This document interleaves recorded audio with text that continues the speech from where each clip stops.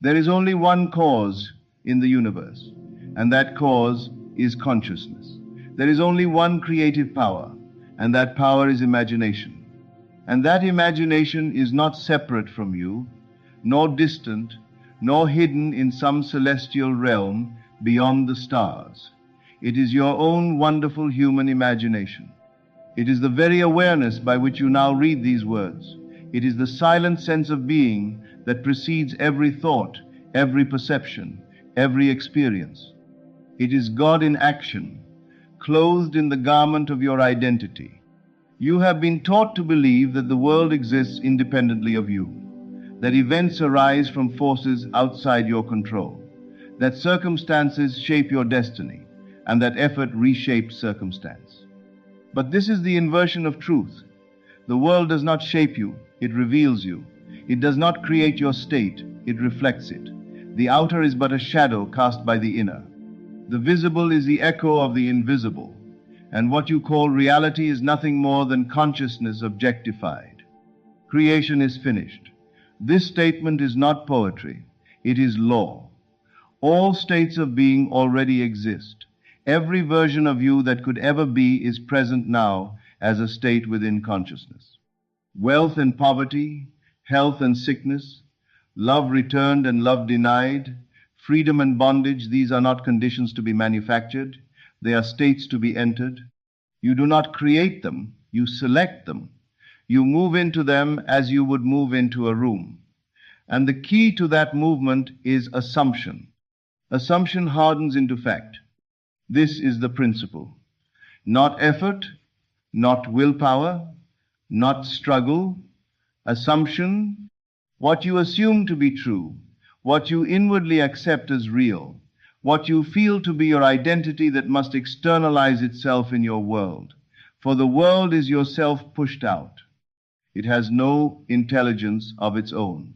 It is a mirror, flawless and obedient, reflecting the state you occupy. If you occupy the state of one who is unloved, the mirror must show neglect. If you occupy the state of one who is chosen, the mirror must show devotion. The mirror does not argue. It does not negotiate. It reflects. You do not get what you want. You get what you are conscious of being.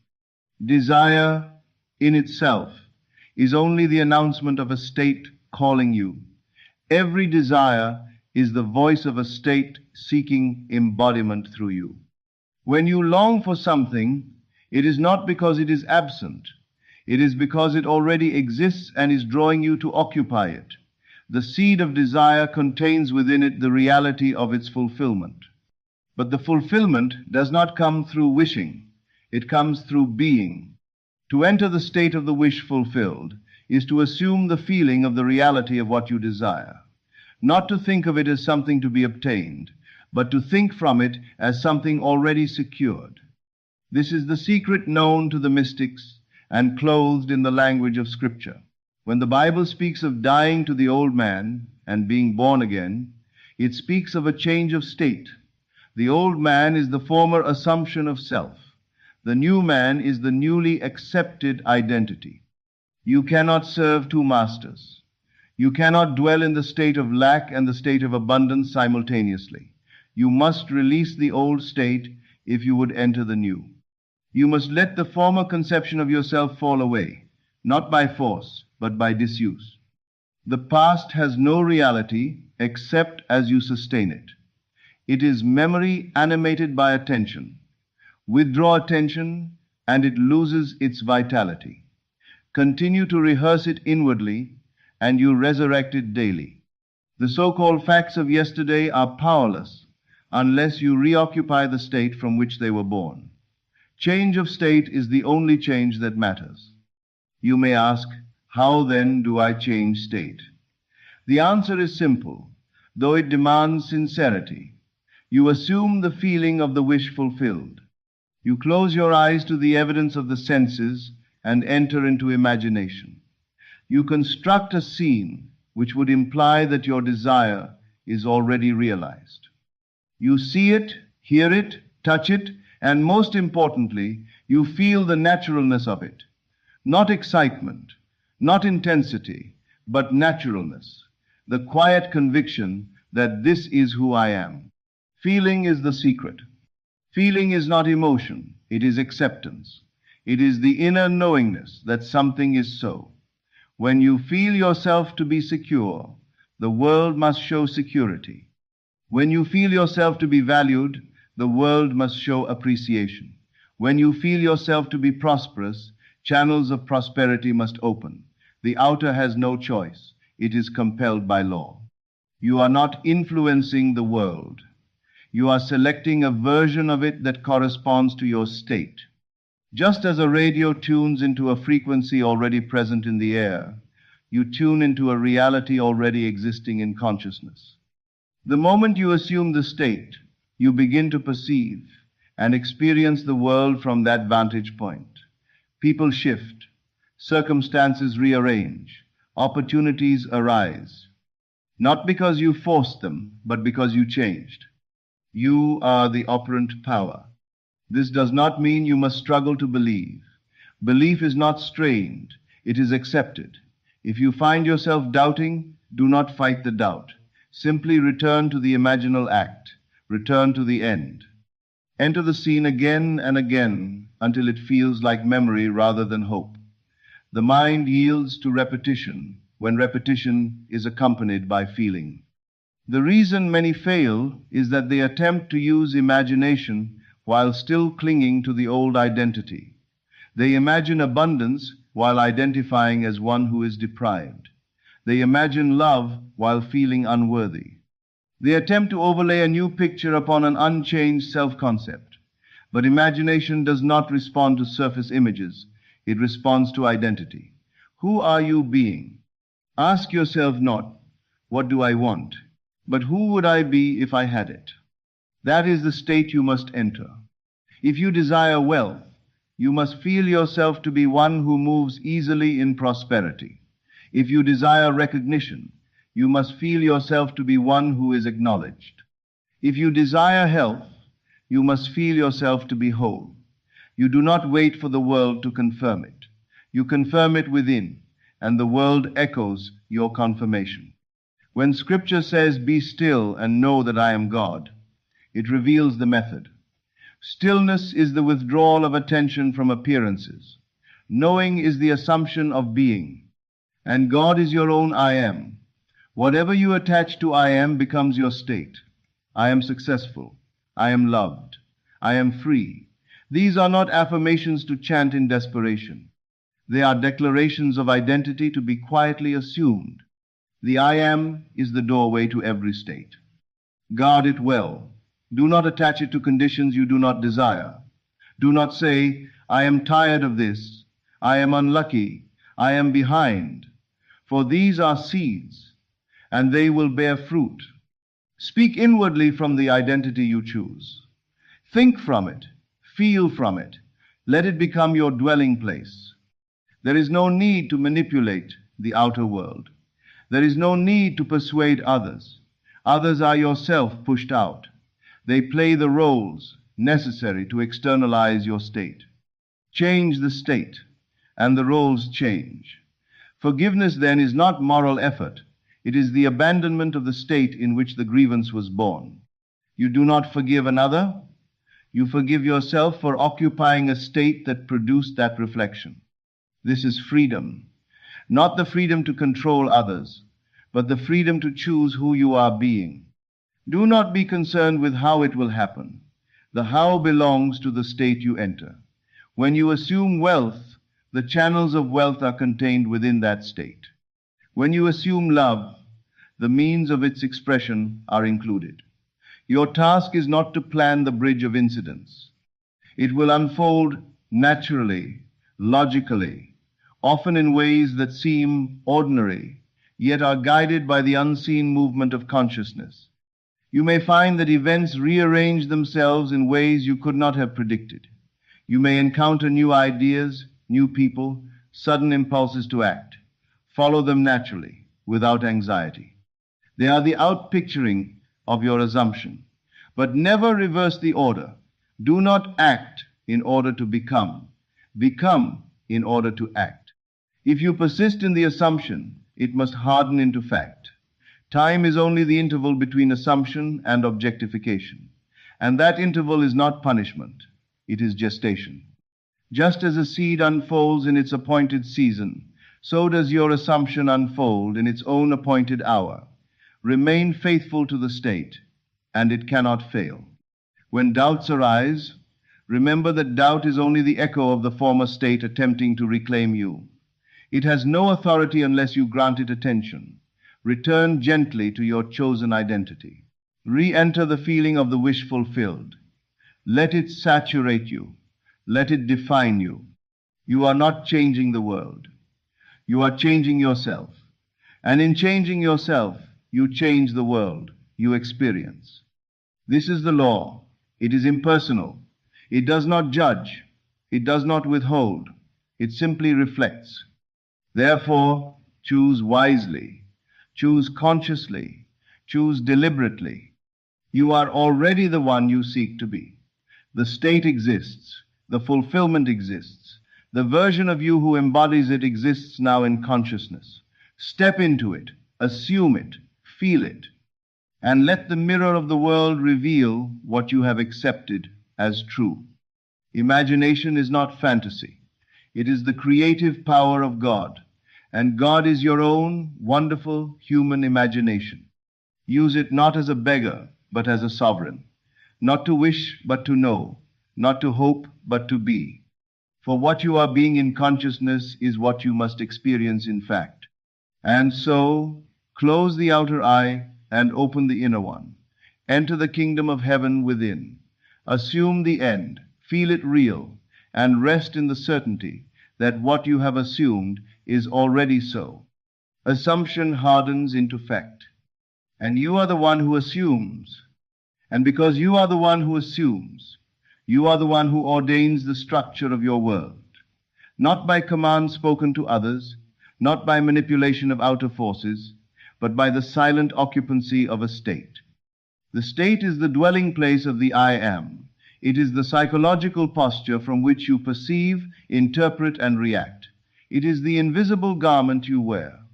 And every man and woman you meet responds not to your words alone, but to that garment. When you enter a room feeling inferior, the room rearranges itself to confirm that feeling. When you enter a room feeling assured, the same room bends subtly to your conviction.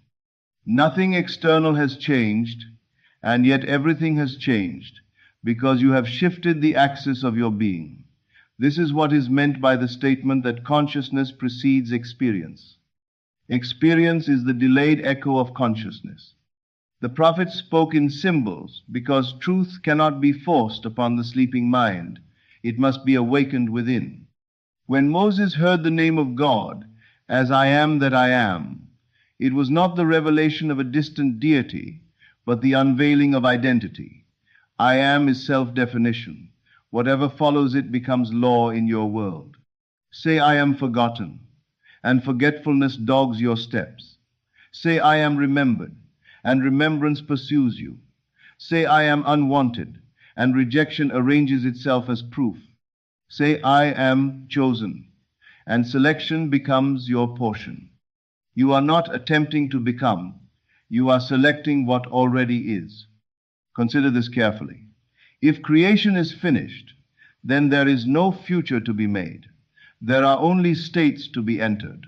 The man who is prosperous exists. The woman who is adored exists. The self who is serene exists. They are not waiting to be manufactured. They are waiting to be assumed. An assumption is not a strained declaration.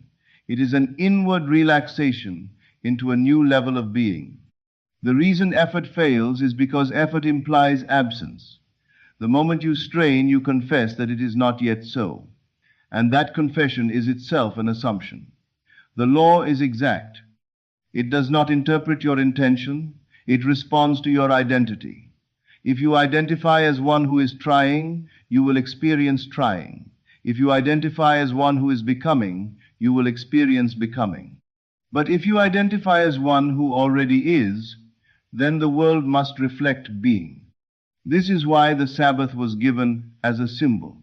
The Sabbath is the psychological rest that follows assumption. It is the stillness of one who has accepted the end. After you have imagined and felt the wish fulfilled, you do not continue to dig up the seed to inspect it. You rest. You walk in quiet confidence. You think from the new state rather than of it. That rest is faith, not belief in something to come, but loyalty to what is already accepted within. Many say they have imagined, yet they continue to check the outer world for confirmation. This checking is the sign that they have not truly assumed. When you truly assume, you are no longer anxious. You are no longer scanning the horizon for signs. The sign is within.